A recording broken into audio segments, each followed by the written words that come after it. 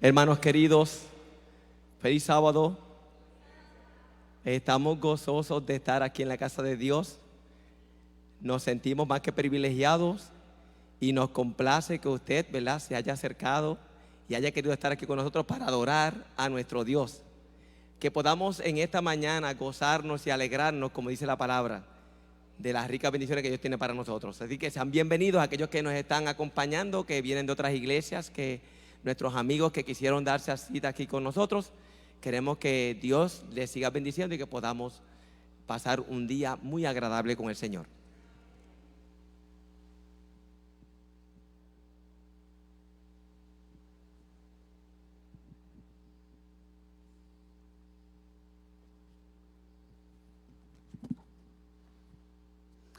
Buenos días nuevamente, queridos hermanos. Shabbat Shalom a todos.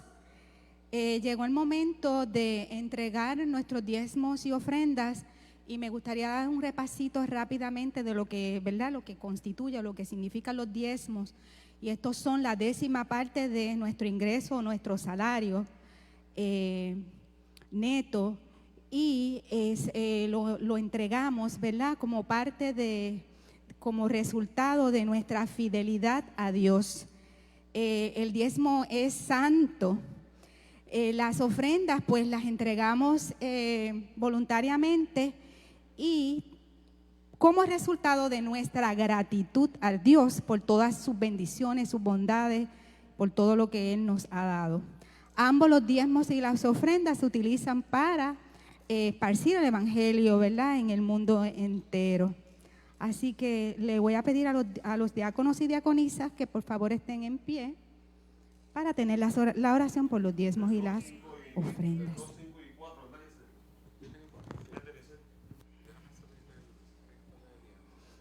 Amante Padre que estás en el cielo, Señor, Creador nuestro y dador de la vida y de todo lo que poseemos. En estos momentos que se van a entregar los diezmos y las ofrendas, Señor, queremos pedirte una bendición especial por ellos, para que estos puedan seguir utilizándose sabiamente para esparcir tu palabra, tu evangelio a través del mundo entero, Señor, a toda nación, tribu, lengua y pueblo. Padre, ayúdanos siempre a ser dadores alegres y bendícenos, Señor, y protege esta iglesia, Señor, y ayúdanos a cada día a serte fieles en todo lo que tenemos y en todo lo que poseemos, con nuestros dones, con todo lo que no es nuestro, sino que es tuyo, Señor. Gracias, Señor, una vez más. En el nombre de Jesús. Amén.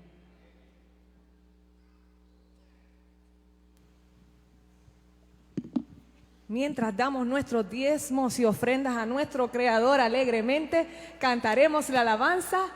Dios nos ha dado promesa.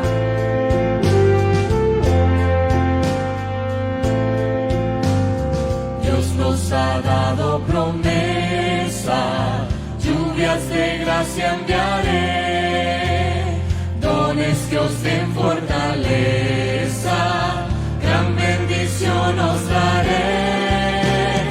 Lluvias de gracia, lluvias pedimos, Señor, mándanos lluvias copiosas, lluvias del Consolador. Cristo nos dio la promesa del Santo Consolador, paz y perdón y pureza para su gloria y honor. Lluvias de gracia, lluvias pedimos, Señor, mándanos lluvias copiosas, lluvias del Consolador. Dios muestra todo creyente, muestra tu amor y poder. Tú eres de gracia la fuente, llenas de paz nuestro ser. Hermanos, ¿qué pedimos? Lluvias de gracia, lluvias pedimos, Señor, mándanos lluvias copiosas, lluvias del Consolador.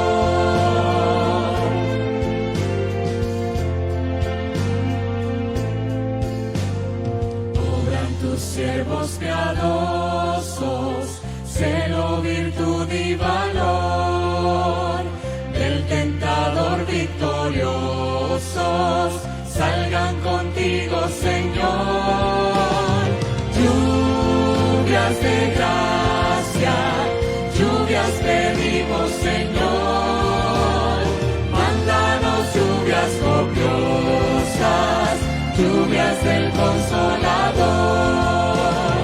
Lluvias de gracia, lluvias pedimos, Señor. Mándanos lluvias copiosas, lluvias del Consolador.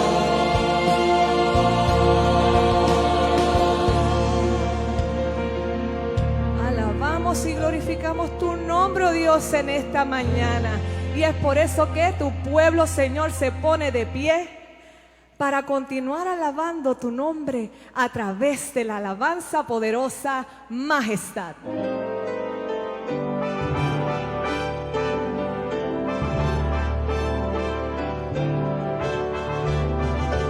Majestad,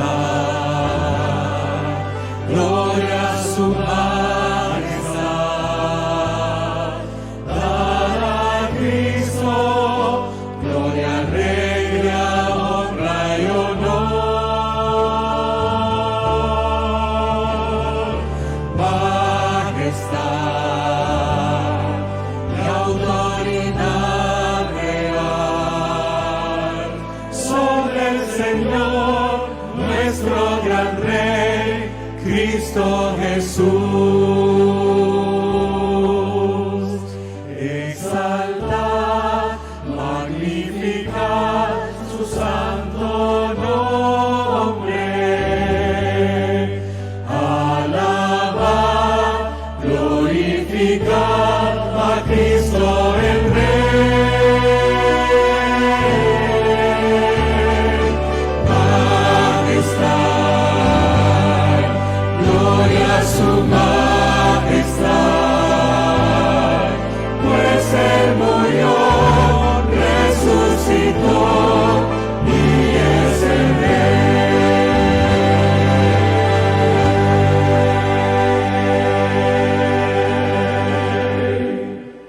Amén.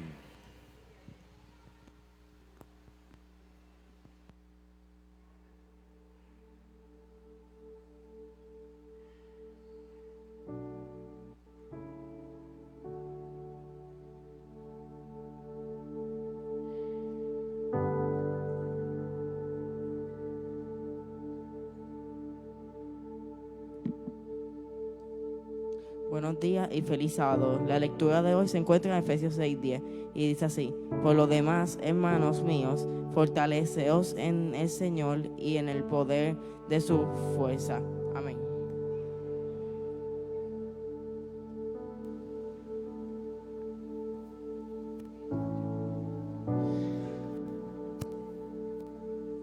Querida iglesia, ha llegado el momento donde podemos hablar con nuestro gran y mejor amigo, nuestro Padre Celestial. Es el momento en que te invitamos a que, si así lo sientes, pases al frente y te presentes tal cual eres ante tu Creador.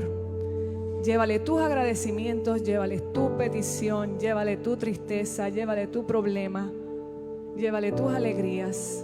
Él las conoce todas. Ponle tu vida en las manos de aquel que dirige todo y siempre tiene planes de paz para ti.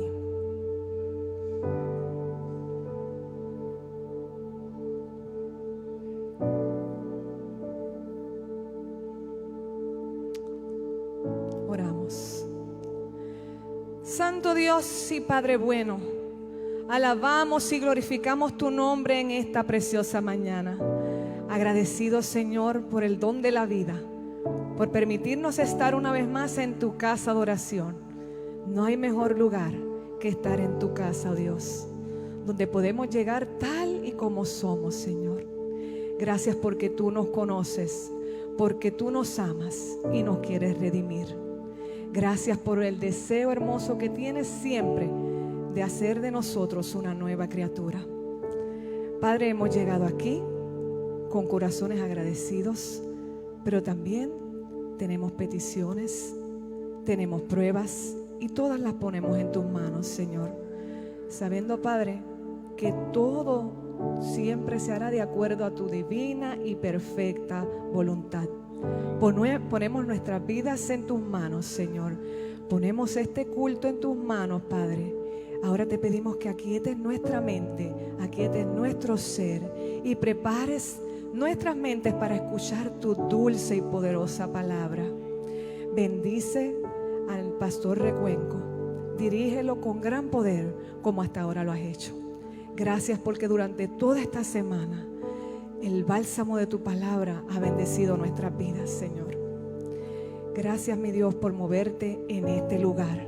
Y pedimos que una vez más nuestro corazón sea tocado por ti. En el nombre de Cristo Jesús. Amén. Dios les bendiga, familia.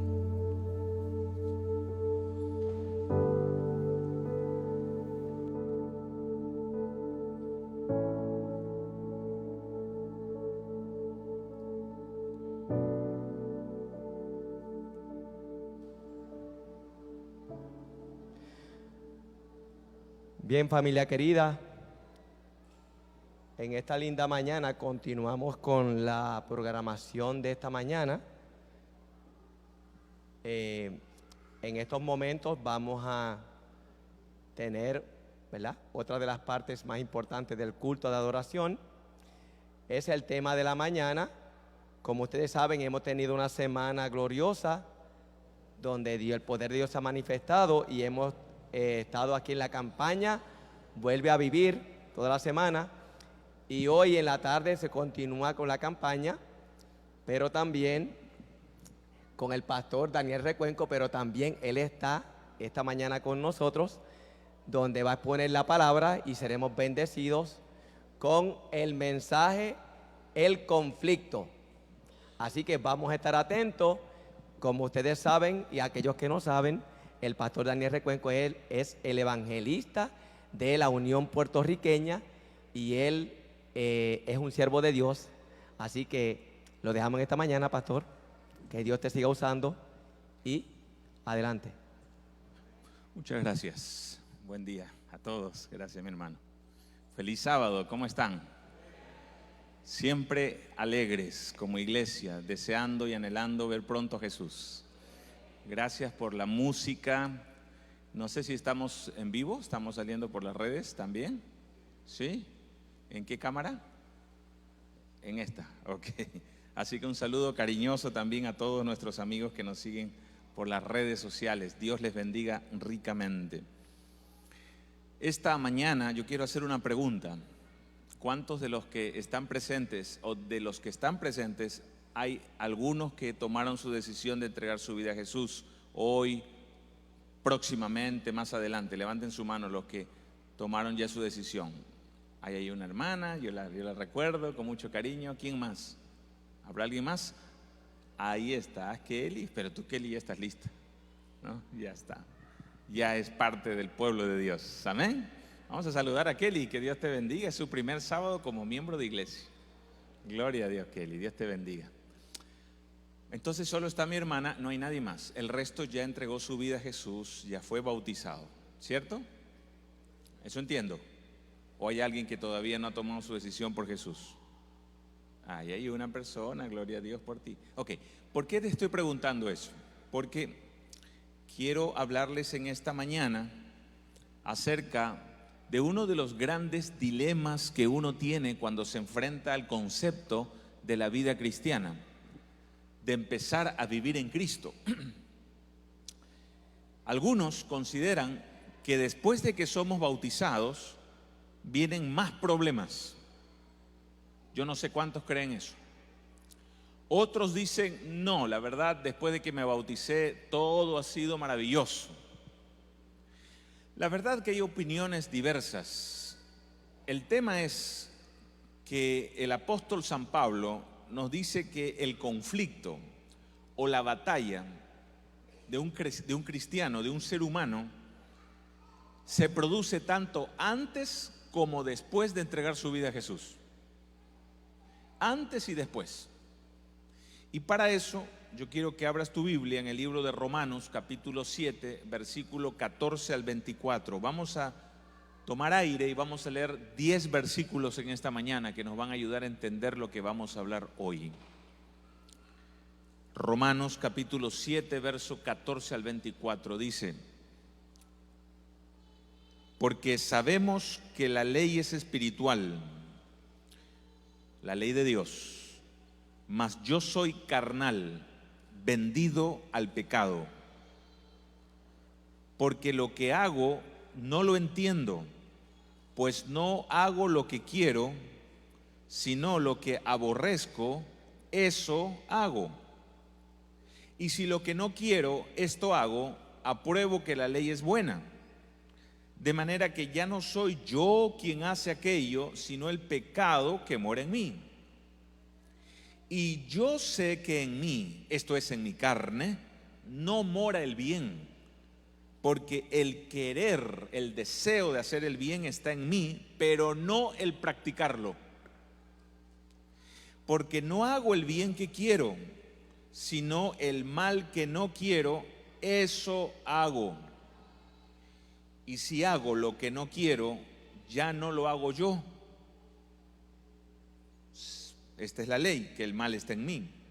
Porque según el hombre interior me deleito en la ley de Dios. Adentro de mi fuero interior me encanta la ley de Dios. Pero, verso 23, en mis miembros, en mis acciones, veo lo contrario, que estos se rebelan contra la ley de mi mente y que me lleva cautivo a la ley del pecado que está en mis miembros. Y Pablo termina con un grito desesperado: miserable de mí, ¿quién me librará de este cuerpo de muerte? En diciembre estuvimos en Washington haciendo una campaña, una serie de evangelismo cerca allí en la zona de Virginia, y aprovechamos en llevar los equipos para hacer unas grabaciones. Ustedes saben que yo trato permanentemente de usar mis redes sociales y las plataformas que tenemos para predicar de Jesús, y gracias a Dios por eso. Muchas personas nos siguen por ahí. Ayer varios de ustedes me preguntaban: pastor, ¿cómo lo encuentro en Facebook? Bueno, hay dos cuentas, una que es Daniel Recuenco La Barrera, que esa ya está full, ya no se puede recibir más amigos porque es una cuenta normal de persona, y ya tenemos ahí varias personas que nos siguen, gracias por eso. Entonces yo tuve que crear otra, y como no sabía mucho de ese mundo en aquellos años, mi hijo el grande me ayudó y formamos una fanpage, una página más ministerial que se llama Pastor Daniel Recuenco, allí en Facebook. Y hoy por hoy tenemos miles de gente que nos siguen por ahí, alabado sea el Señor, porque el objetivo de esa página es poderles anunciar de Jesús. Pasó el tiempo y los muchachos, tengo 2 hijos, me dicen: papá, ya Facebook es de viejos. Sí, yo recién lo estaba aprendiendo a manejar. No, ahorita lo último es Instagram, en esos años. Así que abrí mi cuenta de Instagram, también Pastor Daniel Recuenco. Y a los pocos meses o tiempo, el más pequeño me dice: papá, ya es de viejos Instagram. Oye, ya paren con esto, le digo. Ahora lo último es TikTok. Así es que abrí una cuenta en TikTok. ¿Por qué? ¿Cuál es el objetivo? Amén. Si Dios le dijo a Moisés: ¿qué tienes en tu mano? Y Moisés tenía una vara, y Dios me pregunta a mí: ¿qué tienes, Daniel, en tu mano? Y yo digo: tengo un celular. Pues úsalo para anunciarme. Y por las redes sociales, en el peor año de pandemia, Dios nos permitió alcanzar y que estudiaran la palabra de Dios y conocieran a Cristo más de 9,040 personas. O sea que tiene un poder increíble.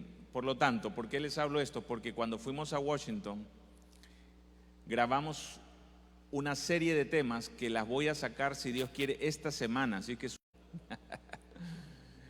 es una película bastante densa a nivel de contenido, imagen y todo lo demás. Pero la verdad es una historia real basada no en una muchacha, si me ayudan con el pointer ahí, sino en un joven que tuvo control demoníaco a principios del siglo XX. Y entonces trataron de liberarlo varias personas, incluyendo sacerdotes y pastores. Los productores de Hollywood tomaron esa historia, la reformularon, si pasamos la siguiente, y crearon la famosa película El Exorcista con Linda Blair en los años 70. Hicimos varias tomas. Yo me acuerdo, estábamos grabando allí cuando una patrulla de policía estaba justo en ese stop, en esa parada, y entonces ella estaba comiendo una dona, una dama policía americana. Y no sé por qué siempre comen donas los policías, pero bueno, estaba comiendo ahí y me hace así porque sonaba fuerte la envoltura y me dice perdón y retrocedió la patrulla. Gente muy amable. Y yo le dije que no se preocupara porque tenía un micrófono direccional. Hacía un frío, así que ahí me están viendo ustedes con 2 chaquetas debajo porque el frío estaba intensísimo y mi camarógrafa se estaba congelando. Mi camarógrafa es Daniela, ¿no?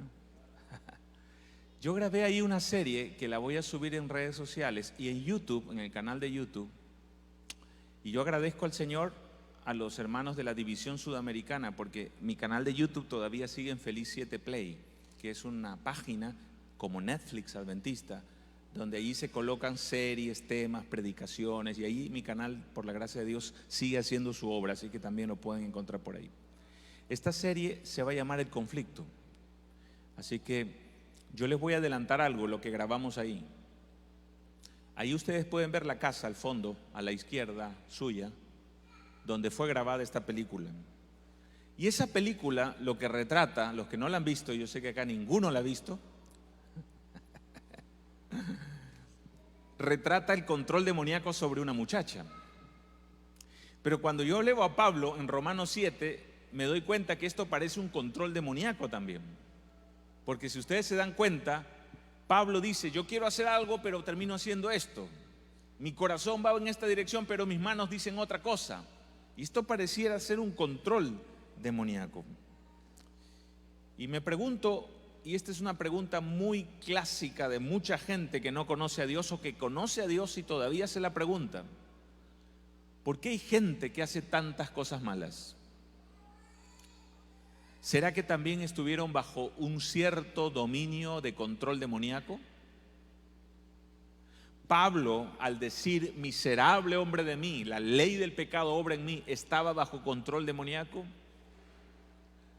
¿Cómo podemos saber que estamos bajo la soberanía de Dios o estamos sirviendo al otro Dios de este siglo?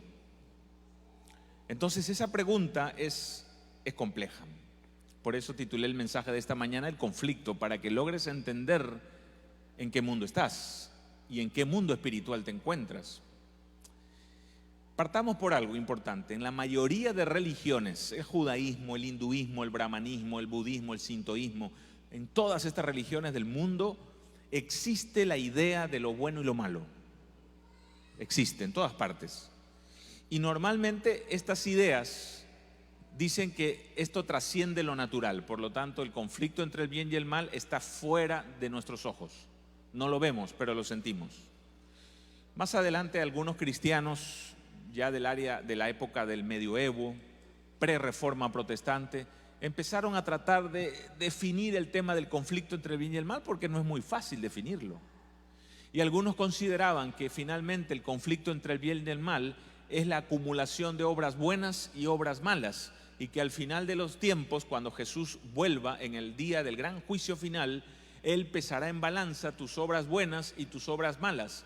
Y si tus obras buenas pesan más que las malas, entras al cielo. Pero si tus obras malas pesan más que tus obras buenas, entonces no irás al cielo. Es un concepto que es bastante greco-romano, y yo diría un poquito más atrás todavía, desde los tiempos egipcios, asirios, asirio-fenicios, etc. Los egipcios, la religión egipcia, que tenía un panteón de dioses impresionante, tenían este mismo concepto. No me acuerdo qué dios era, si era Anubis o uno de estos. Cuando moría una persona, este dios perro tomaba una canoa, subía al hombre y lo atravesaba por el río Nilo de la muerte. Y del otro lado, Ra, el dios sol, hacía exactamente lo mismo. Tenía una balanza y colocaba sus obras buenas y sus obras malas. Si las obras buenas pesaban más, iban al paraíso del dios Ra. Entonces, este concepto atravesó la teología cristiana en la Edad Media y atravesó en el catolicismo romano. Por eso hoy en día el cristianismo romano o católico romano está muy basado en las obras, porque llevan siglos predicándolo. Los sacramentos, las penitencias, tienes que hacer esto, tienes que hacer lo otro. Y cuando estés a punto de morir, ojalá hayas hecho la primera confesión, la primera comunión, la segunda, la confirmación, los sacramentos y recibas los santos óleos, para que no pases por el purgatorio, o si pasas, pases poquito tiempo. Queridos, el conflicto entre el bien y el mal se basa en eso. ¿Es así como nos juzgará Dios?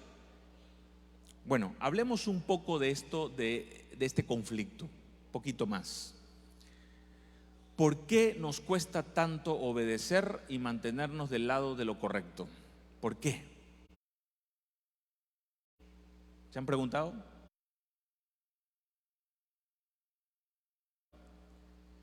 Desde que somos bebés, mira cómo nace el bebé. Nace ya con los puños apretados para darte un golpe. Ya nace preparado para luchar con la vida. Yo no he visto ni un bebé naciendo sonriendo y acariciando a la mamá. Nacemos ya en dolor. Nos sacaron del fuero donde estábamos seguros a un mundo de pecado. Y si tú te das cuenta a lo largo de nuestra vida de que somos pequeños, tenemos esa inclinación natural hacia lo prohibido. Como ven a ese bebé que está ahí, le dicen que no mete el dedo, igual lo meten. Y entonces tenemos dos formas de aprender en la vida, grábate eso. Tienes dos formas de aprender en la vida: por sabiduría o por experiencia. Tú decides. Por experiencia, si metes tu dedo te va a pasar corriente, alto voltaje dice ahí. Así voy a probarlo. ¡Pum! Metes y te queda tu pelo parado. ¿Aprendiste? Sí, papá. ¿Por experiencia? Sí, tengo el dedo achicharrado. Ok. Pero más sabio sería que cuando escuchamos que eso es peligroso por todo lo que se sabe de eso, de la corriente, por los testimonios de otras personas, por lo que vemos en la televisión o en internet, yo decida no meter el dedo. Eso es aprender por sabiduría. Pero lastimosamente la mayoría de seres humanos hemos aprendido por experiencia. Y a veces somos tan porfiados que la repetimos más de una vez para confirmar por si acaso. Y queridos, ese es el conflicto a lo largo de la historia de la humanidad y que está reflejado en la Biblia desde Génesis hasta Apocalipsis. El pecado rompió la eternidad. El pecado hizo una pausa. El pecado dejó frisada la eternidad de alguna manera en este planeta. Nosotros estamos viviendo en una pausa, en un paréntesis, hasta que la eternidad vuelva a recuperarse y Cristo ya esté con nosotros. Entre tanto, esto que estamos viviendo no es lo real. Pastor, pero esto es real, lo veo a usted, toco a la persona que está a mi lado. Sí, pero es una realidad irreal, porque no era el ideal de Dios que viviéramos esto. Sin embargo, como el pecado entró en este mundo después de Adán, o sea, con Adán y Eva obviamente, los únicos que pueden saber qué perdieron y qué ganaron fueron Adán y Eva, ni tú ni yo. Porque ninguno de nosotros acá experimentamos alguna vez haber vivido en el Edén. Por lo tanto, si alguien te habla del Edén, te dice cómo era el Edén, leemos la Biblia, tratas de esforzar tu cerebro lo más que puedas para entenderlo, pero no vas a poder entenderlo por completo, porque necesitas vivir por experiencia eso. Pero ¿quién sí pudo entender lo que era la muerte? ¿Quién sí pudo comparar lo que era encargar un hijo ensangrentado y enterrarlo, que la tierra le caiga en la cara y finalmente terminar de cubrirlo y experimentar esa sensación de perder a alguien? Nosotros no, lo hacemos siempre. Pero Adán y Eva lo vivieron. Ellos sí podían comparar lo que era la vida eterna y ahora enterrar a un hijo. Por eso el espíritu de profecía dice que los años de Adán fueron años tristes y llegó un momento en su vida, él vivió 930 años, que él clamó a Dios: ya llévame al descanso. Porque él ya no podía soportar la vida que vivía el mundo y la humanidad por culpa de su decisión y la de su esposa.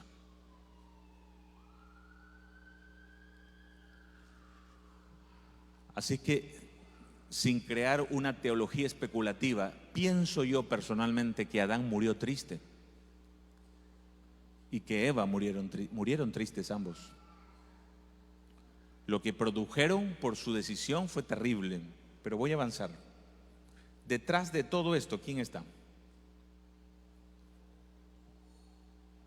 Un personaje que no nos gusta a veces hablar mucho de él, pero según Pablo no debemos ignorar sus maquinaciones. Por lo tanto, hay que estudiarlo de cuando en cuando para saber en qué terreno caminamos.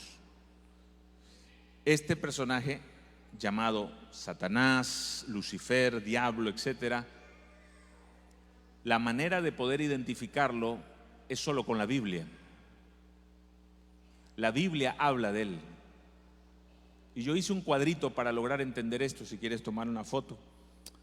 Por lo menos hay 2 libros en la Biblia que retratan el perfil psicópata de Satanás, porque este es un perfil psicópata. Está el libro de Isaías 14 y está Ezequiel 28. Y yo subdividí este cuadro en 5 cosas.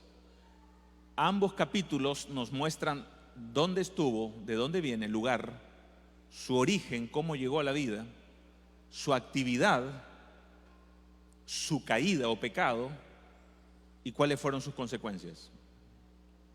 En Isaías 14 dice que el lugar donde él moraba o donde él surgió a la vida era en el cielo, término que utiliza Isaías para referirse a la morada de Dios. Ezequiel 28 es más específico y habla del Edén o huerto de Dios, que no era el huerto del Edén de la tierra, sino el que estaba en el cielo. Y también habla del monte de Dios, expresión para definir la morada de Dios que está más allá del cosmos conocido. Segundo, nos dice su origen. Era un lucero, dice Isaías. La palabra hebrea realmente aquí tiene que ver con linterna, lámpara, era brillante, era luz. Mira que es diferente a lo que es hoy, tinieblas. Era luz, lucero. Y en Ezequiel 28 dice que era un querubín grande y protector. Nótese un detalle interesante, porque en la Biblia se nos habla de ángeles y se habla de querubines también. Y los querubines, de acuerdo a lo que se ha logrado entender en la lengua original, pudiera ser un rango angelical superior. Por lo tanto, Lucifer o el lucero, como se le llamaba, tenía un rango muy especial en el cielo, en la morada de Dios. Tercero, ¿qué actividad tenía según Isaías 14? No nos dice de manera directa o clara, nos habla de su ropa, por ejemplo, o alguna cosa por allí, pero nos habla del sonido de sus arpas. Y Ezequiel 28 es más específico y nos dice que sus tambores o tamboriles y flautas estuvieron preparados para él cuando fue creado. Así que Dios le hizo tambores y flautas. Atentos, músicos. Dios lo hizo. Tamboriles y flautas. Dejo ahí el tema. El que tiene oídos para oír, oiga. Porque esto no fue después de su caída, esto fue antes. Dice, estuvieron preparados para ti. ¿Quién se lo preparó? Dios. Y detalle interesante. Ahora la palabra arpa, que aparece en el griego, en la versión de la Septuaginta, es kinor, en hebreo, que significa arpa como la conocemos hoy, no, sino un decacordio, que era usada por los fenicios y filisteos inclusive. Y de la palabra quinor en hebreo o quítara en griego viene la palabra guitarra. Qué interesante. Así que por lo que notamos, lo que más habla Isaías y Ezequiel era de música. Por lo tanto, deducimos que este ángel fue creado con el objetivo de dirigir la música en el cielo. Interesante. Interesante. Cuarto, ¿cuál fue su pecado? Porque Dios creó un querubín lleno de luz, no creó a Satanás, creó a un ángel perfecto. De hecho, el profeta dice: perfecto eras en todos tus caminos hasta que se halló en ti maldad. Dios no crea cosas feas ni imperfectas. Dios crea cosas perfectas. Cuando te mires en la mañana, te estés afeitando, te estés maquillando, di: qué linda perfección de Dios. Amén. Pero pastor, ya no tengo pelo. No importa, eres perfecto. Tengo arrugas, no importa, eres imagen y semejanza de Dios. No escuché ni un amén. Hay problema de autoestima en esta iglesia. Ámate prudente y equilibradamente, porque es un mandamiento, inclusive un consejo de Dios, de Jesús. Ámate, ama a tu prójimo como te amas a ti mismo. Pero Lucifer extrapoló ese amor propio y llegó a ser ególatra. Por eso su pecado fue soberbia, según Isaías, y según Ezequiel, se enalteció su corazón a causa de su hermosura. Una cosa es aceptarte y amarte, y otra cosa es enaltecerte. Eso tiene que ver, es un término que inmediatamente genera una acepción despectiva, porque tú te enalteces sobre alguien. No puedes ser alto si no te comparas con algo. Así es que él se miraba y él decía: realmente soy hermoso. Y lo era. Ni las Kardashian se vistieron como Lucifer. El libro de Ezequiel dice que su vestidura era de piedras preciosas. Imagínense, hermana, eso no lo encuentra en Marshall. Piedras preciosas, y los describe el profeta, topacio y todo lo demás. Cuando Dios crea algo, lo crea perfecto. Pero su caída fue tomar de eso y enaltecerse. A mí me gusta mucho una declaración que leí que dice lo siguiente: Lucifer, no era Satanás todavía, Lucifer no quiso, vamos a usar la palabra, codiciar el carácter de Dios, sino su poder. Hubiese sido bonito que él hubiese querido tener el carácter de Dios, pero no quería el carácter, él quería el poder. Y mi amigo querido, en este mundo, las más grandes batallas y guerras que se han librado en estas tierras del planeta han sido por poder. Al principio mostré la foto de Adolf Hitler. Hitler, a mí me llama mucho la atención. A mi esposa no le gusta mucho esto que voy a decir, pero mi padre, cuando yo era niño, él era de la Marina de mi país, y su padre también. Así que de alguna manera recibí mucho información militar, y yo quise ser también militar, pero Jesús me enlistó en su batallón. Estaría en un buque ahora, no sé, de la Armada Peruana, surcando el Pacífico. Pero mi padre fue submarinista, y su nave custodiaba las fronteras en inmersión. ¿Han visto los submarinos? Tremendos. Y él siempre me hablaba de las guerras. Y yo agradezco a Dios, mi padre no era creyente entonces, porque de alguna manera absorbí cultura de él. Mi padre era un hombre muy culto. Y una de las cosas que él me hablaba era de la Segunda Guerra Mundial. Yo me acuerdo que coleccionaba revistas de la Segunda Guerra Mundial, las copias de Life de esa época. Yo las compraba en unas tiendas usadas y me gustaba, no por un morbo a la guerra, sino porque me llamaba la atención cómo un día el planeta entero se metió en una guerra global, donde nadie casi fue neutral. De alguna manera algunos se inclinaban a un lado o al otro. Y empecé a meterme un poco ya de adolescente a estudiar la vida de Hitler. Y Hitler era un personaje interesante, probablemente la encarnación de este conflicto entre el bien y el mal en su corazón. Una vida desdichada, un padre violento, un odio inhumano hacia judíos que empezó a nacer en su corazón progresivamente. Algunos teorizan que producto de una sífilis contagiada por una prostituta judía, otros consideran de que era el odio que le traspasó su padre debido a todo lo que había pasado en la Primera Guerra Mundial y durante la Edad Media por los bancos judíos en Europa, cuánto control económico tenían. Un montón de teorías hay. Lo cierto es que el hombre llevó al planeta Tierra a un horror sangriento que hasta el día de hoy todavía llena películas, documentales y libros.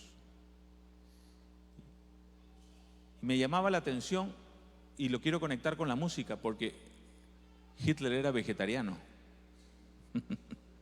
estricto. No sé si usted lo sabía. Segundo, le gustaba la música clásica, especialmente la música de Wagner. Y la música de Wagner es una música muy especial. Si ustedes tienen la oportunidad de escucharla, es una música muy marcial, pero un tanto oscura. John Williams se inspiró en la música de Wagner para escribir mucha de la música de Star Wars, de la Guerra de las Galaxias. Porque Wagner tiene una forma de escribir música que es bastante intensa, fuerte, con sonidos de bronces, algo agresivos y muy duros. Y esa música se colocaba en las marchas donde el ejército de Alemania marchaba delante de las multitudes siendo fotografiado y grabado. Era parte de su inspiración. Hitler se miraba al espejo antes de hablar y él imitaba todo lo que iba a decir. Y cuando uno lo ve en esas películas de antaño, uno se da cuenta que ese hombre se transformaba cuando hablaba. Algunos decían, los sobrevivientes, yo conocí 2 judíos sobrevivientes en Perú, ya habrán muerto, unos viejecitos, que estuvieron en la Alemania nazi siendo adolescentes, y ellos me decían, cuando escuchábamos a Hitler era terrorífico, era estar viendo a un demonio, era una cosa impresionante la forma que hablaba y cómo despertaba un espíritu colectivo de adhesión que no se había visto en los tiempos modernos. Y la maquinaria de muerte empezó, millones de muertos. Sin duda alguna que Él es la representación entre el conflicto entre el bien y el mal. Alguien dirá esta mañana, pastor, yo no voy a llegar a ese nivel, a ese extremo. Satanás o Lucifer no llegó a un extremo de ser un homicida en el cielo. Quiero que notes ese detalle. No llegó a matar a nadie, pero cometió uno de los peores y más terribles pecados: matar la imagen de alguien, la imagen de Dios, o intentar hacerlo, porque nadie va a matar a Dios. ¿Cómo es eso de matar una imagen? Eso es muy común hoy. Alguien dice una cosa y por las redes sociales destruyen su imagen. Satanás hizo eso y empezó a proliferar una versión de Dios entre los ángeles del cielo que era totalmente torcida y aberrante. Ese Dios no desea vernos felices. Si Él quisiera realmente compartir su amor con nosotros, nos dejaría ser como Él. Y empezó a sembrar esa cizaña entre los seres celestiales. Por eso, querido, el chisme fue el primer pecado del cosmos. Cuidado con los chismosos y las chismosas. Hay hermanas y hermanos, y me incluyo, que más de una vez hemos caído probablemente en algún chisme. Y me hace acordar la historia de Spurgeon. Estaba predicando con una corbata que su esposa le había regalado la semana anterior, y él, como buen esposo, estaba luciendo la corbata ese domingo. Spurgeon era evangélico, y cuando termina de predicar sale afuera a saludar a sus feligreses, y una de esas señoras especiales que no hay acá en Moca, gracias a Dios, se acerca afuera y le dice: reverendo, usted tiene algo muy largo que necesita ser cortado. Y es su corbata pretenciosa, mire, tan grande, tan ancha. Y Spurgeon era gordito, han visto sus fotos, él era pues rellenito, así que la corbata ancha le quedaba bien. Así que la viejecita abre la cartera y empieza a sacar una tijera. Y le dice: bueno, hermana, córteme la corbata, no hay problema, pero antes yo le voy a decir que me preste su tijera para cortarle algo muy largo de usted.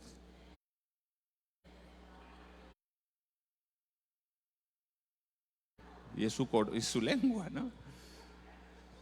El chisme es peligroso.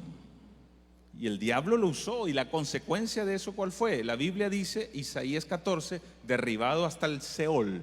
Sehol en hebreo quiere decir muerte, lugar sin vida.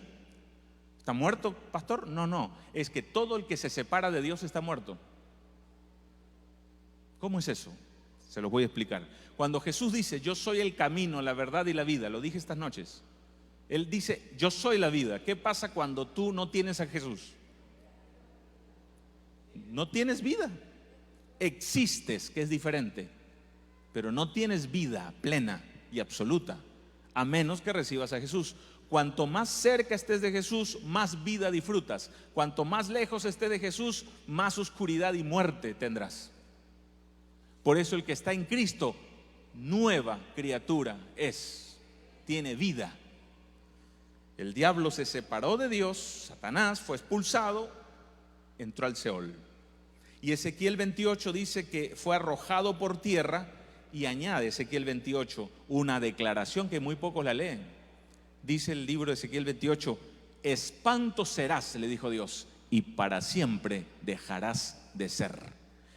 Yo analicé en hebreo esta expresión, para siempre dejarás de ser, y habla de la faz. La faz es una palabra española muy antigua que tiene que ver con su rostro. Él dejó de reflejar a su creador. ¿Quiere decir, pastor, que las películas de terror de Hollywood, esas que salen monstruoso, con ojos blancos, con cuernos, es real? No. Lucifer todavía conserva parte de su regia figura, dice Ellen White. Pero todo rasgo de bondad se le ha desaparecido del rostro. Yo no entendía esto, queridos, hasta que un día entré a una de las cárceles más terribles que hay en Latinoamérica, la cárcel del penal del Lurigancho en Lima, Perú. Fuimos a visitar a un hombre que estaba escuchando la radio hacía tiempo y quería conocer de Jesús. Yo estaba asustado porque se habla cosas terribles del famoso penal del Lurigancho, Lima. Pero dije, hay que ir porque es un hombre que clama por salvación. Fuimos y yo me di cuenta por primera vez en mi vida, yo era joven, tenía unos 21 años, que el pecado desfigura el rostro, queridos. Y no me refiero a cicatrices, y no me refiero a cortes o balazos. Me refiero a que las facciones y las miradas de una persona que ha vivido tanto tiempo en el delito y el pecado se transforman. La mirada es otra, los rasgos son otros. Y cuando Ellen White se le dio esa terrible experiencia de ver a Lucifer, ella dice, todo rasgo de bondad se ha desaparecido de su rostro. Su mirada es aguda, penetrante y maligna. Y de pronto, dice ella, soltó una carcajada. Y el ángel que le acompañaba a Elena en una visión le dijo, esa es la carcajada que emite cada vez que una persona cae en sus garras. Queridos, complejo el conflicto, ¿verdad? No es fácil. ¿Jesús lo enfrentó? Sí. Jesús no le tiene miedo al diablo. Jesús no le tiene miedo a nada, porque Jesús es nuestro gran campeón de amor. No le tiene miedo a nada ni a nadie. Por eso Él puede decir, no teman, no teman, yo he vencido al mundo. No conozco un héroe en toda la historia de la humanidad que diga, yo he vencido. Cuando el diablo se acercó a Él, le dijo lo siguiente, en el desierto de la tentación, todo este dominio y su gloria te daré, pues a mí me ha sido entregado y a quien quiera se lo doy, si te postras y me adoras. Jesús estaba hecho hombre, era Dios hecho hombre, carne y hueso, se sometió a las limitaciones propias de un humano, Y la Biblia dice que estuvo 40 días y 40 noches en un ayuno en el desierto de Judea. Y justamente al terminar prácticamente esos días, Satanás viene a él. Nunca el diablo va a venir cuando tú estás en el mayor vigor de tu vida cristiana. Nunca el diablo va a venir a atacarte fieramente cuando tú estás en el mejor momento de tu primer amor. Siempre él va a esperar tus momentos de debilidad. ¿Y han visto al cazador cuando va a cazar? Eso es muy común en los Estados Unidos, sobre todo cuando uno ve en documentales que van a cazar venados en época de caza. Hay una cosa que los cazadores tienen, se llama paciencia. Se quedan en un lugar con su ropa de camuflaje, ponen la escopeta, pueden llevar un té, lo que fuera, están esperando todo el rato, porque saben que por ahí, por la trampa, va a pasar su presa. Satanás es así. Tú te levantas por la mañana, él está preparado con su mira telescópica todo el tiempo. Está esperando un primer momento de debilidad para lanzar la bala. Un primer momento de debilidad. Y él quiso aplicar esto mismo con Jesús, porque la experiencia dice que vino en esos momentos más agudos del ayuno de Jesús. Y viene ofreciéndole varias cosas. Primero diciéndole: convierte estas piedras en pan. Eres Dios, tienes hambre. Y la segunda vez le muestra todos los reinos de la tierra de aquel momento. Probablemente le mostró Atenas, le mostró Roma, la ciudad de los 1000 años. Le mostró los grandes imperios de ese tiempo y le dijo: mira, todo esto que estás viendo en esta película, te la voy a dar. Pero lo que quiero yo es tomarme de una frase para explicártela un poquito e ir cerrando el mensaje. Dice: porque a mí me ha sido dado. La pregunta que yo les hago esta mañana: ¿quién se lo dio? ¿Dios? ¿A dónde cayó Lucifer luego de ser expulsado del cielo? Buscó un punto donde poder tener su base. Tristemente, los seres humanos no pasaron la prueba de fidelidad y le abrieron la puerta a Satanás. Lo recibieron como permanente huésped sin pagar arriendo. Le pasaron las llaves de la puerta de un planeta recién creado, recién elaborado, perfecto, lleno de belleza. Se lo pasaron libremente. Y te voy a decir algo: cuando tú le permites al diablo entrar a tu vida, es bien difícil que salga por sí solo. Necesitarás un poder superior a ti y al del diablo para sacarlo de ahí y darle una orden de desahucio. Y solo el poder de Jesucristo lo puede hacer. Entonces, yo quiero avanzar rápido porque quiero definir este concepto.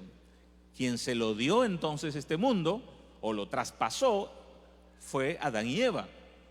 Pero Jesús aclara este asunto. Yo solamente voy a citar los versos si quieres tomar nota, como lo hacía mi abuelita cuando iba a la iglesia. Y luego en la tarde leía el sermón del pastor. Juan 12:31, Jesús dice que el príncipe de este mundo ha sido echado fuera. Juan 14:30 dice: el príncipe de este mundo no tiene dominio sobre mí. Juan 16:11 dice Jesús: el príncipe de este mundo ya ha sido juzgado. ¿Sabían eso? No, ya viene el juicio de Satanás. No, ya está juzgado. La condena está puesta. Falta la sentencia final que se ejecute cuando el Rey de Gloria vuelva. Así que quien se une al demonio, a Satanás en estos días, se está uniendo a alguien que ya perdió ante los tribunales. Jesús dice: ya ha sido juzgado. Y Efesios 2:2, el apóstol Pablo se toma de la expresión príncipe, que solamente Jesús la usó y luego los apóstoles la van a usar. Y Pablo dice que este mundo sigue la corriente del príncipe de la potestad del aire, los hijos de la desobediencia, dice. Ahora, por la misma ofrenda y con el mismo cariño, les voy a enseñar 2 palabras en griego. Porque príncipe no es lo que ustedes piensan. Con nuestra mente occidental, basada en la cultura británica, porque es lo que más cerca tenemos históricamente de los reyes o de España, creemos que el príncipe es el heredero al trono. El diablo no ha heredado nada. El diablo no va a heredar nada. Entonces, pastor, ¿por qué dice príncipe la Reina Valera? porque la Reina Valera no es perfecta. Algunos sienten en su corazón que la Reina Valera bajó con los 10 mandamientos, como el himnario del 64. No es así. Todo es mejorable. Y la Reina Valera no es la mejor versión. Discúlpeme que les rompa un poco el corazón a algunos. La Valera es una muy buena versión de la Biblia, pero no es la mejor. Por eso los teólogos lo que hacemos es recurrir a las lenguas originarias. Y yo les voy a mostrar algo que me gustaría que si quieren tomar nota lo hagan, porque es bien interesante. La palabra que aparece en los cuatro versículos que Jesús llama a Satanás príncipe, no le está diciendo el príncipe azul. No es como tú se lo dices a tu hijito, ¡ay, mi príncipe! No, no, no. Jesús utiliza la palabra arjón. Y arjón significa un gobernante elegido por otros. ¡Wow! Y está basado en los arjón o arcón, que eran gobernantes locales, como de comunidades pequeñas que elegían los griegos, pero que no eran para siempre, tenían un tiempo y luego eran revocados. Así que es muy diferente arjón a príncipe, porque el príncipe ya te está diciendo que es el que viene al trono después de la muerte del rey. Satanás no va a heredar nada. Lo que a él espera es un lago de fuego y azufre. Los que somos realmente príncipes, si nos mantenemos fieles a Jesús, somos nosotros. Porque Jesús dice, los sentaré en el trono de mi Padre. ¿Han leído esa promesa de Apocalipsis? Se sentarán al lado mío en el trono. ¿Cuántos quieren sentarse en el trono un ratito de Dios y tomarse una selfie? ¡Wow! ¿Cómo será eso? Y Jesús lo prometió. Pero entonces, me dejo entender, hermanos, no es príncipe como nosotros lo creemos. Ahora, pero dice pastor gobernante, arjón, griego, un gobernante, un reyesuelo de poca monta, y más encima que es elegido por un grupo de gente y que luego es revocado. ¿Quién lo eligió al enemigo para gobernar este planeta? Adán y Eva. ¿Pero será para siempre? No, porque es un arjón, será revocado con la presencia del Rey de Gloria. Y para la palabra rey es otra la expresión que se utiliza en la Biblia. El diablo no es rey de nada. Basileus o Basilea en griego significa rey. Y fue la palabra que utilizó Herodes cuando le dijo a Jesús, ¿eres tú el rey de los judíos? Y Jesús le dijo, tú lo has dicho. Yo soy rey sobre ti. Y si yo quisiera, mandaría legiones de ángeles para sacarme de acá. Por eso, hermanos, cuando Herodes se levante en la resurrección especial, cuando Jesús vuelva, cuando Pilato se levante, yo no me imagino los gritos de desesperación que ellos van a tener, porque estarán mirando a aquel a quien ellos despreciaron. Así que yo le hago una pregunta en esta mañana. ¿Quién es su rey? No lo escucho. ¿Quién es su rey? Jesús es su rey. El príncipe de este mundo, dice Jesús, no tiene nada en mí. Ese es otro problema de la Valera. Disculpen que le estoy dando palo a la Valera, pero quiero llevarles al origen semántico. Cuando Jesús dice San Juan 14:30, lean en sus Biblias, en Juan 14:30 hay una expresión que no es muy correctamente traducida. Está muy bien traducida, pero no del todo. Juan 14:30, por favor, quiero que leas conmigo esta parte. Dice, no hablaré ya mucho con vosotros, porque viene el príncipe de este mundo. Él nada tiene en mí. Es rara, ¿no? Él nada tiene en mí. ¿Sabe lo que dice en griego realmente? Él no me gobierna. Gloria al Señor. Él no me gobierna, y utiliza la misma expresión de arjón en una declinación griega. Él no es arjón sobre mí. Ahora entiendes lo que dice la Valera acá. Él no tiene ningún control sobre mí. Para decir eso Jesús es que lo venció al diablo. Y yo quiero en esta mañana que tú, cuando salgas de este lugar, puedas decir lo mismo en el nombre de Jesús. El diablo no tiene ningún gobierno sobre mí. y lo digas con tu boca todas las mañanas. Lo digas con tu boca. Yo pertenezco a Cristo. Yo soy de Cristo. Él no es nada, Satanás, sobre mí. Y finalmente, ¿cuál es el objetivo de este personaje? Su objetivo es gobierno. Por eso le llamó Jesús Arjón. Él quiere gobernar, él quiere controlar. Ojo con esto. Y se va a meter como un parásito en tu vida, como una bacteria. Y no hay antibiótico humano para sacar esa bacteria, solo la sangre del Señor Jesucristo. Jesús lo llamó, mira lo que dice, los apelativos que llamó Jesús al enemigo. Juan 8:44, homicida desde el principio. No habla la verdad, padre de la mentira. Y miren lo que dice Juan 10:10, él vino para robar, para matar y destruir. Por eso es terrible robar. Desde un lapicero o un papel hasta el Banco de la Nación, porque te identificas plenamente con el mismo Satanás. Entonces, pastor, ¿qué hacemos? ¿Cómo nos enfrentamos con este ser? ¿Llamamos al exorcista? No.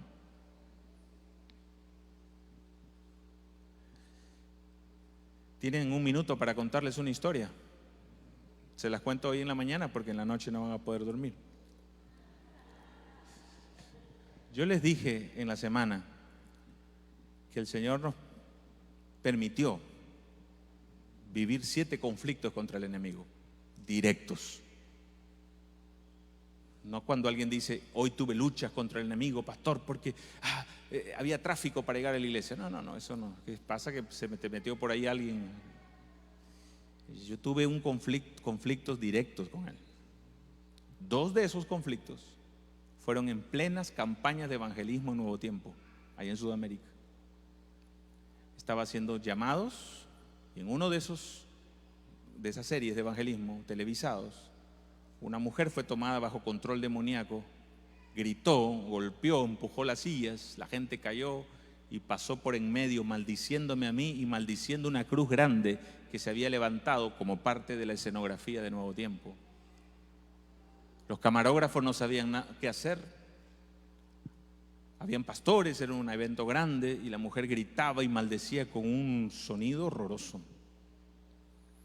Cuando yo vi esa escena, traté de guardar la calma y orar en mi mente y mi corazón. La gente empezó a hacer murmullo y era justo en el momento del llamado. Por eso yo digo que los momentos más cruciales del sermón, del mensaje de la palabra de Dios son en los llamados. Y donde he ido y Dios me ha dado la bendición de entrenar a pastores en evangelismo, yo le digo a los pastores, dedica el 25% de tu sermón al llamado. Muchos dicen, bueno, este fue el mensaje, hermanos, mi deseo y oración. Dios les bendiga, amén, y se sientan. Ese sermón está incompleto. Porque desde Génesis hasta Apocalipsis, Jesús llama. ¿Dónde estás tú? ¿Dónde estás tú? Dios llama todo el rato. No puedes terminar un mensaje sin un llamado. Tienes que definir a la gente en el nombre de Jesús. Y ocurre eso en un llamado. Para hacer la historia corta, ese evento terrible terminó. La mujer fue llevada a un lugar, oramos por ella, empezamos a hablarle en el nombre de Jesucristo para que sea liberada, y fue liberada. La noche siguiente llegó normal, liberada y limpia en la sangre de Cristo. Pero ¿a qué voy con esto? Voy al hecho de que el enemigo sabe perfectamente dónde duele más. Y en una ocasión a un pastor amigo le dijo, yo te voy a dar donde te duele más. Así es que cuídate y cuida a tu familia. Porque eso es el enemigo, es un homicida, es un ser despreciable. Entonces, pastor, ¿qué necesitamos para esa batalla? Pues necesitamos lo que tú ya muchas veces has oído, y no lo voy a repetir en detalle.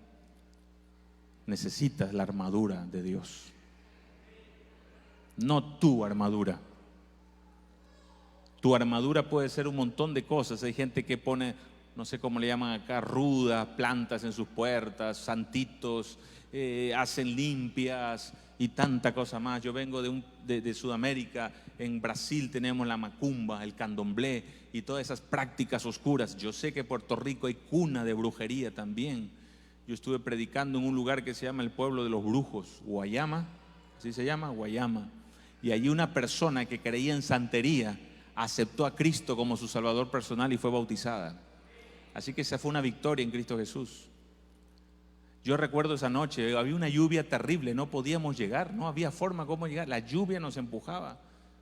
Pero siempre el Señor Jesús gana. Yo no les conté a ustedes, pero la noche que tuvimos más gente en llamado, en una de esas noches que pasó mucha gente aquí adelante, pasó un milagro con nosotros cuando veníamos para acá. Venía en el carrito, en el autito pequeño, y nosotros vivimos en Antilian, vamos bajando. Ahora que han cortado el camino, la ruta es más difícil, son 20 minutos más. Y cuando estábamos saliendo de Antilian, yo manejando en esa ruta de curvas donde no hay ninguna estación de servicio, veo que mi tanque estaba vacío. Yo me había descuidado, no calculé bien los tiempos que ahora demoramos de gasolina y me quedé sin gasolina. Por lo menos, yo asumo unas 6 o 7 millas. Aquí viene el milagro. El carro andaba. Ah, pastor, pero está en bajada. No, bajamos, seguí andando. Estaba debajo de la E y el computador que dice to empty, ¿no? ¿Cuánto te queda para el final? Decía nada. Seguí manejando. Yo en mi mente orando, íbamos con la familia, no les decía nada a ellos. Ellos iban pensando en otra cosa. Yo estaba con el carro sin gasolina caminando hasta acá. Yo dije, puede que haya una reserva, siempre la mente incrédula. Llego a la estación de servicio y la mejor manera, los que aman tuercas y mecánica aquí saben que la mejor manera de definir si te quedaste sin gasolina es llenar a tope tu tanque. Y ahí descubres que si lo llenaste a tope, no había nada ahí. ¿Estamos de acuerdo, no, varones, amantes de las tuercas? Llegué, metí la pistola, 63 litros de gasolina, no tenía nada de gasolina, señores. Y mi hijo sale afuera, toca el motor, me dice, papá, el motor está frío. Esto nos viene pasando 2 veces ya en nuestra vida. Yo no le asumo a esto ninguna falla técnica ni mecánica. Ese tanque estaba vacío. Un tanque no puede meter 63 litros y haber caminado 7 o 9 millas. Vacío. Yo creo en el poder de Dios. Esa mujer fue liberada. El problema está cuando te despiertas en la mañana y no te vistes con la armadura. Es como meterte a la guerrilla. Algo que yo viví en Perú cuando tuvimos a Sendero Luminoso por 10 años desangrándonos y la gente salga afuera sin tomar precauciones. Es como salir a enfrentar a una tropa enemiga sin ponerte chaleco antibalas o un casco. Es lo mismo cuando sales en la mañana y no te has refugiado en la poderosa palabra del Señor. O cuando no oras. Y quiero en este momento aclarar algo. Muchos creen que la oración es solo, ya oré, pastor, Señor bendíceme, ayúdame este día, amén, ya oré, pastor. No, es mantenerte en un estado de oración, que es diferente a orar. ¿Cuál es la diferencia? Que voy en el carro y estoy hablando con Dios. Estoy yendo al supermercado, Señor, tengo 40 pesos, no me alcanza mucho, ayúdame a encontrar las cosas más económicas. Pastor, ¿Dios escucha eso? Yo creo que Dios pone en primer lugar de importancia a la gente de Ucrania. Dios escucha a todos. Atiende al ave que se cae del árbol. Dice, ni un cabello de vuestra cabeza se cae sin que el Padre lo sepa. Eso es vivir en estado de oración. Estás yendo a pagar una cuenta, estás yendo a visitar a un amigo, estás hablando con Dios. Tenemos un poco, vuelvo a decir, el acervo romano en muchos adventistas. No, es que hay que orar en la iglesia de rodillas en el momento adecuado. No, puedo estar en un avión orando, puedo estar en mi carro manejando orando. Tengo que estar en estado de oración. Porque tú no sabes si en ese momento, mientras estás en estado de oración, Dios ya te libró de un montón de ataques del enemigo en el camino. Jaime y Ellen White viajaban mucho y Dios un día les mostró cómo Satanás quiso descarrilar un tren donde ellos andaban. Y el Señor le dijo a Elena: yo te he librado más de una vez en tus 70 años de ministerio. Por eso Elena murió a los 87 años, agradecida a Dios con sus últimas palabras: yo sé en quién he creído. Esta batalla ya está ganada, pero vístete de la armadura de Dios. Biblia, palabra, ora, estado de oración. Tercero, congrégate. Dios inventó la iglesia, no es el invento de un pastor. Pablo dice: no dejen de congregarse, porque el estar en la iglesia, en comunidad, nos permite fortalecernos unos a otros. Pablo, siendo el tremendo apóstol de la fe, desde la cárcel mamertina de Roma le decía a sus amigos: los extraño, mándenme a Timoteo, mándenme a alguien. Porque Pablo era un hombre y necesitaba de la presencia de otro creyente. Yo no sé cómo hay creyentes que solo se alimentan de Zoom, perdónenme. Mientras tenemos libertad de expresión, que nos va a durar poca, mientras tengamos libertad de culto, mientras tengan este lugar bellísimo que se ha llenado todas estas noches con la presencia de Dios, sigan viniendo, por favor, y traigan a más personas. Pero no dejen de congregarse. Y cuarta cosa de la armadura de Dios, que Pablo la llama el apresto: la predicación del evangelio. Usted no predica, usted no testifica, usted no le está compartiendo a alguien de Jesús, usted va a dejar de orar, de leer la Biblia y de venir a la iglesia tarde o temprano. Y estas mismas palabras yo se las dije a Kelly. ¿Te acuerdas, Kelly, ayer en tu casa con el pastor Yesiel? Te bautizas, Kelly, querida, le dije. Grábate las 4 patas de la mesa de la vida cristiana. Las 4 patas. Habla con Dios todos los días en estado de oración. Lee la palabra, medítala y reflexiónala. Tercero, congrégate para compartir tu fe y tus tribulaciones con otros. Y cuarto, trae a una persona para Jesús. Si tú haces eso, tienes toda la armadura. Toda la armadura. Pastor, y si a pesar de eso caigo, Primera de Juan 2:1, abogado tenemos para con el Padre, a Jesucristo el justo. Pero esta historia no acaba acá. El enemigo intentará su último ataque homicida. Yo le llamo el ataque psicópata suicida del diablo.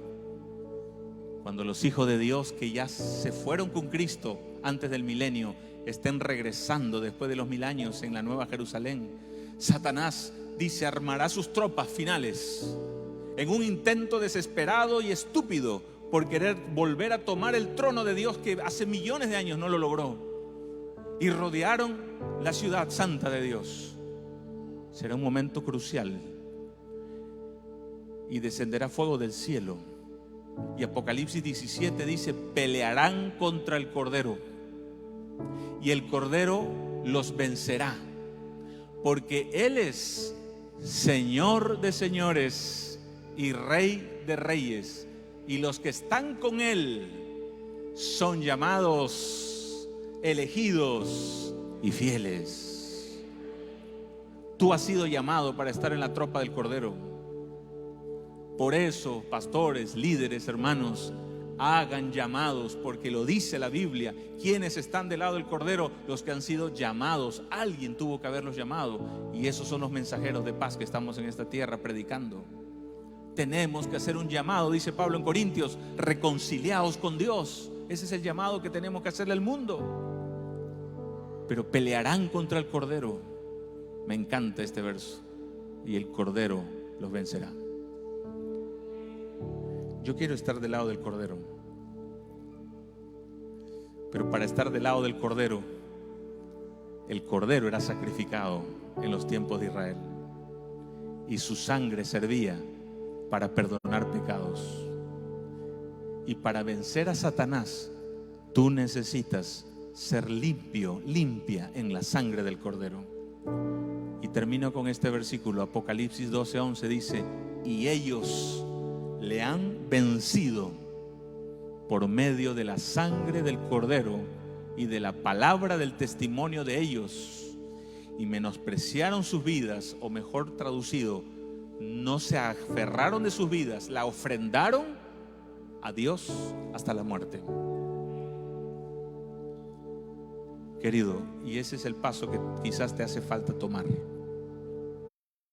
entregar tu vida a Jesús.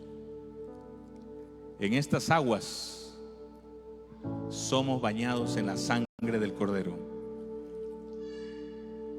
Acá no hay sangre, aquí hay agua. Y fue lo que Jesús le dijo a Nicodemo: tienes que nacer del agua y del Espíritu si quieres entrar al reino de Dios. Si lo dijo Jesús, yo no soy quien para cambiar eso. Aquí está el primer paso para ser limpio en la sangre del Cordero. Así es que si tú me estás viendo en las redes sociales y todavía no has tomado tu decisión, tómala. Dios te está llamando probablemente por última vez. Y nosotros, los que ya lo hemos hecho, ¿cuántos desearían en esta mañana decirle al Señor, como Jacob a Jesús: no te voy a soltar, me voy a agarrar de ti hasta que tú vuelvas y un día te abrace personalmente? Mientras esté en esta vida, la vida cristiana tiene un secreto para el éxito: agárrate fuerte de Dios, aférrate a Jesús, orando todos los días, leyendo su palabra, congregándote y llevando una persona para Jesús. Nada más. Y el resto lo hará el Señor. Pero agárrate de Jesús, agárrate de Él. Yo me acuerdo un día, era pequeño, estábamos con mi papá pasando un río y tenía miedo. Era un mar realmente, una desembocadura del mar. Mi papá en ese entonces probablemente tendría unos 30 y tantos, 40 años. Y ya les dije, él era submarinista. Así que siempre mantuvo un estado físico bueno. Y yo soy el menor de todos los chicos, de los hijos, de los varones. Y mi papá quería llegar a un punto para desde ahí tirarnos, zambuirnos. Mi mamá siempre discutía por eso con mi papá. Se van a ahogar los chicos. Y mi papá, como buen marino, nos enseñó a nadar tan dulcemente como los Navy, ¿no? Va, para afuera, a nadar. Y cuando ya teníamos medio litro de agua adentro, nos sacaba. Pero ese día yo tenía miedo, porque había que pasar un sector del mar para ir a un peñón, a unas peñas. Y mi papá me dijo: agárrate de mí. Los demás, tus hermanos, van a ir, ellos están grandes. Tú te vas a agarrar de mí, de mi espalda, y agárrate fuerte. Y yo todavía me acuerdo que mis brazos, era chiquito yo, no agarraba a sostener toda su espalda, pero logré sostenerme de su brazo y pude pasar esa zona hasta la peña que estaba cerca. Jesús te dice esta mañana: agárrate de mi brazo. Y me encantan estas imágenes que están ahí, porque un día llegamos a Jesús así, rotos, quebrados, pero luego el Señor Jesús nos levanta, nos limpia, nos perdona, y así nos quiere ver caminar todos los días con Él, abrazados todos los días. Si lloras, lloras con Él. Si disfrutas, disfrutas con Él.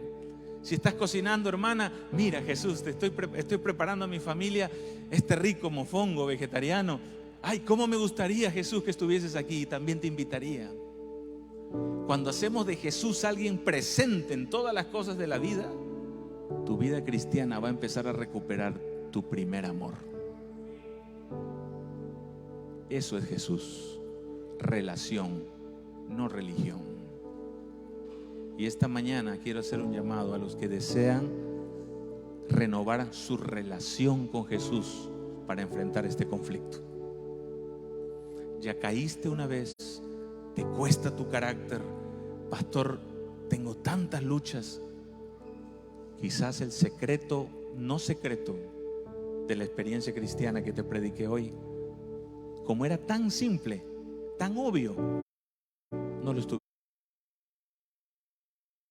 haciendo. Porque eso es lo que pasa con las cosas simples de la vida. Nos olvidamos de hacerla. No le eché sal. Simple era echarle sal. Y las cosas simples de la vida cristiana es: agárrate de Jesús todos los días. ¿Cuántos quieren decirle a Jesús esta mañana: yo quiero hacer eso a partir de ahora? Ponte de pie si es lo que tú deseas. Gloria a Dios.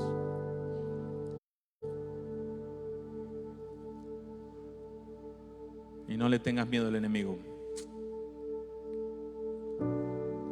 Pastor Bullón tiene una respuesta muy interesante. Un día le preguntaron y le dijeron al pastor Bullón: pastor, ¿por qué a veces sentimos miedo? Yo he sentido que a veces la espalda se me enfría, como que hubiese una presencia rara en la casa, y a algunos le han pasado eso. ¿Será que estoy mal con Dios? ¿Por qué le tengo miedo al enemigo? ¿Es evidencia de que no estoy en comunión con Dios? Y el pastor Bullón tiene una respuesta extraordinaria. Él dice: nosotros no fuimos creados para estar en la presencia del enemigo. Fuimos creados para estar en la presencia de Dios. Y cuando Él, porque pasa, me pasó, de cuando en cuando se deja ver,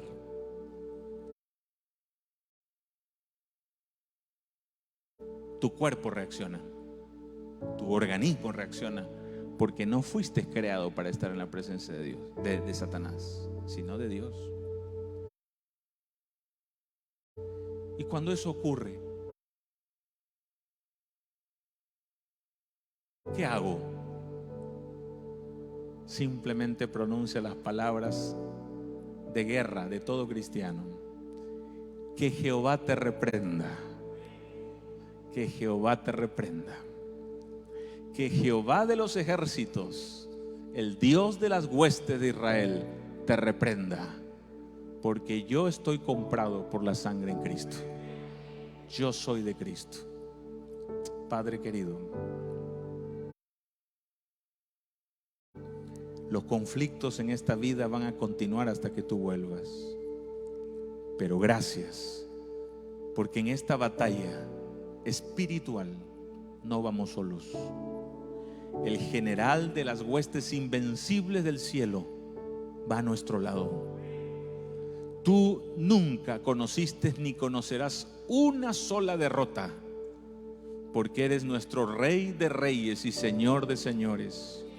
Y en esta mañana, Padre, te confesamos no solo como nuestro Salvador en Cristo Jesús, sino como el Señor de nuestras vidas, el Señor de nuestra economía, el Señor de nuestro cuerpo, el Señor de todo lo que hagamos en esta vida.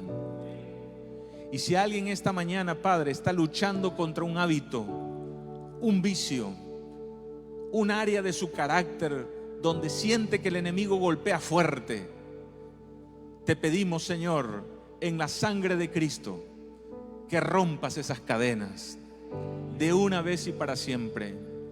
Que nos enseñes a caminar más cerca de tu lado, porque esa fue la experiencia victoriosa de los hombres y mujeres que tuvieron triunfo en la vida.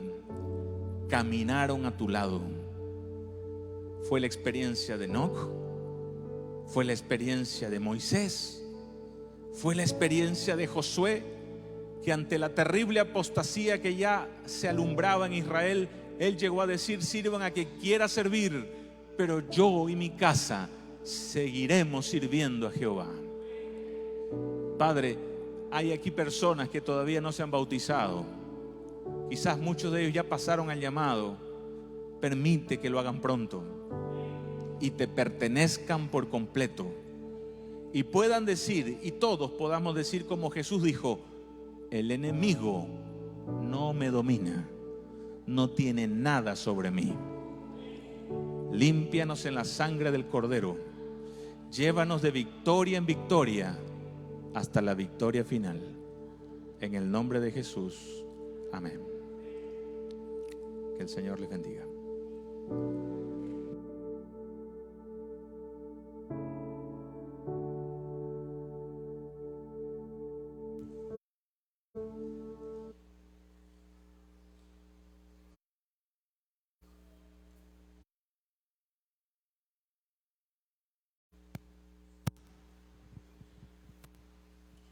Y una vez más, alabamos a ese gran príncipe, a nuestro Dios, Señor de señores y Rey de reyes. Y le decimos que pronto anhelamos verle en las nubes, regresando para buscarte a ti y a mí. Cantemos todos puestos de pie. Veré a Jesús.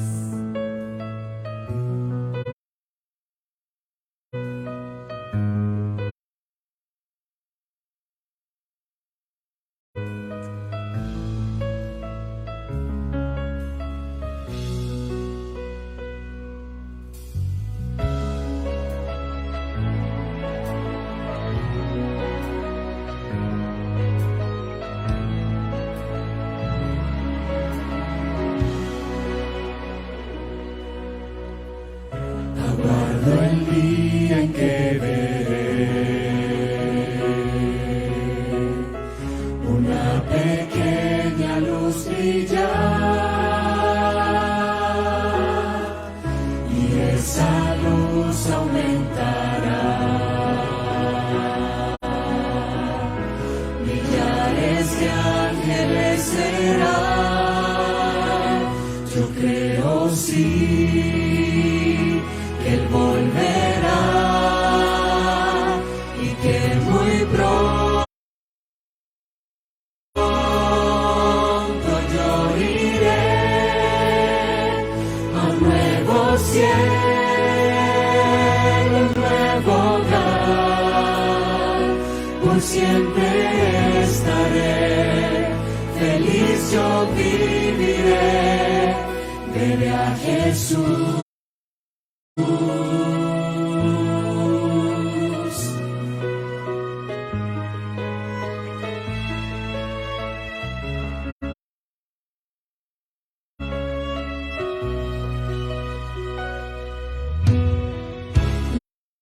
La voz de Dios retumbará, con gloria en las nubes surgirá. Generaciones se unirán, Y para siempre. y para siempre cantará. Yo creo sí que Él volverá, y que muy pronto yo iré a un nuevo cielo,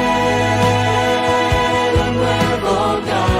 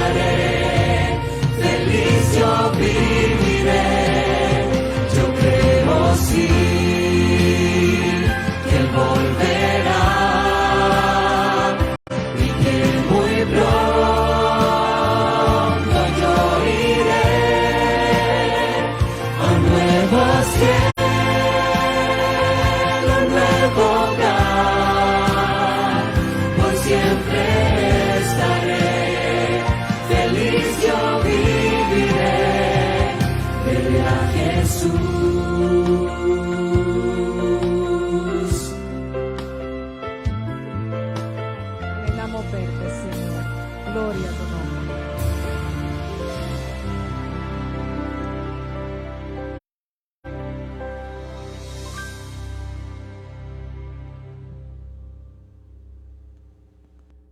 Padre, gracias por tu palabra. Que tu pueblo salga hoy bendecido por ti, tu rostro ilumine sus vidas y ponga en ellos tu paz. Tráenos de vuelta por la tarde, donde veremos también más vidas entregadas para ti. En el nombre de Jesús. Amén.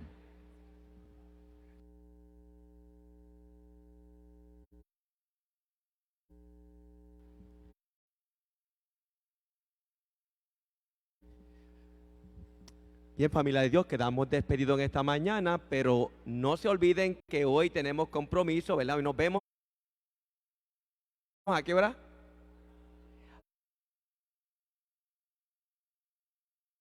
A las 5 de la tarde. Es la conclusión, la culminación de esta campaña. Vuelve a vivir. Así que no se lo pierda, y aquellos que están por las redes, los esperamos también. Si quieren llegar acá o a través de las redes pueden acompañarnos. Bendiciones, hermanos, que tengan un feliz sábado y que podamos seguir gozándonos en este día.